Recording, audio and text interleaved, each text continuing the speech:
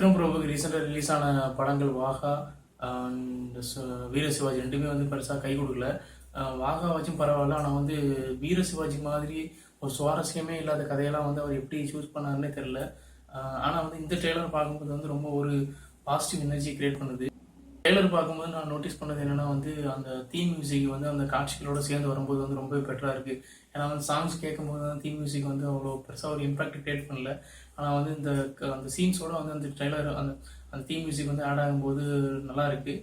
படத்தில் வந்து இதோட ஒரு மிகப்பெரிய ஒரு இம்பாக்டை கிரியேட் பண்ணும் அப்படின்னு நினைக்கிறேன். அது ஒரு ப்ளஸ் பாயிண்டாக இருக்கும்னு நினைக்கிறேன். ஹீரோ ஹீரோயின் ரொமான்ஸ் சீன்ஸ் வந்து யூஸ்வலாக இருக்கிற மாதிரி இல்லை. ஏன்னா வந்து அப்புறம் வந்து ஹீரோயின் அங்கங்கே வந்து பின்னாடி வந்து ஃபாலோ பண்ணுறாரு. அது வந்து பார்க்கும்போது வந்து நார்மலான ஒரு ரொமான்ஸ் சீன் மாதிரி இல்லை. அவர் வந்து வேறு ஏதோ ஒரு விஷயத்துக்காக வந்து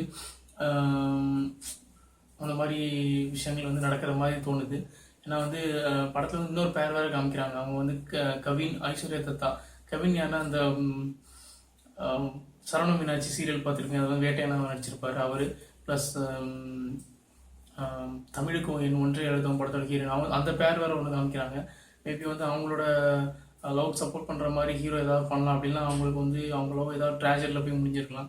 அது வந்து ஒரு ரிவெஞ்ச் எடுக்கிற மாதிரி அந்த மாதிரி ஒரு ஸ்க்ரீன் ப்ளே போகும் அப்படின்னு நினைக்கிறேன்.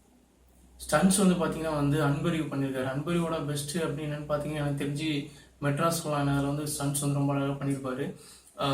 விக்ரம் பிரபு வந்து ஸ்டன்ட்ஸுக்கு ரொம்ப இம்பார்ட்டன்ஸ் கொடுக்குற ஒரு ஆள்.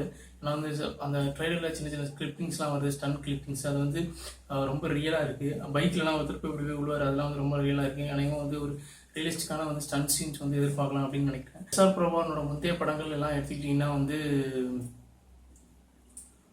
அதில் வந்து சினிமாட்டோகிராஃபி வந்து ரொம்ப நல்லாயிருக்கும். அதில் சினிமாட்டோகிராஃபர்ஸ் ஒர்க் பண்ணியிருந்தாலும் அந்த டேரக்டரோட டச் இருந்ததுனால தான் வந்து அந்த ஒளிப்பதிவு வந்து ரொம்ப அழகாக வந்துச்சு அப்படின்னு நினைக்கிறேன். ஏன்னா வந்து அந்த படங்கள் வந்து சுந்தரபாண்டியன் ஆகட்டும், அந்த இது கதிர்வேலன் காதல் 2 படங்களாக இருக்கட்டும், எல்லாமே வந்து ஒரு கிட்டத்தட்ட வில்லேஜ் சப்ஜெக்ட் மாதிரி தான்.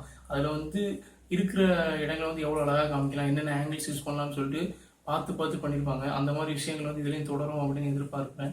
ஓவராலாக வந்து இந்த ட்ரெய்லர் வந்து ஒரு பாசிட்டிவ் வைப்ரேஷனை கிரியேட் பண்ணியிருக்கு விக்ரம் பிரபு. இந்த ட்ரெய்லர் கிரியேட் பண்ண பாசிட்டிவ் வைப்ரேஷனை வந்து படமும் வந்து கிரியேட் பண்ணுது அப்படிங்கிறத வந்து படம் ரிலீஸ் ஆனாலும் பார்க்கலாம். இந்த வீடியோ உங்களுக்கு பிடிச்சிருந்துச்சுன்னா லைக் பண்ணுங்கள். சேனல் வந்து சப்ஸ்கிரைப் பண்ணாதவங்க சப்ஸ்கிரைப் பண்ணுங்கள். நன்றி, வணக்கம்.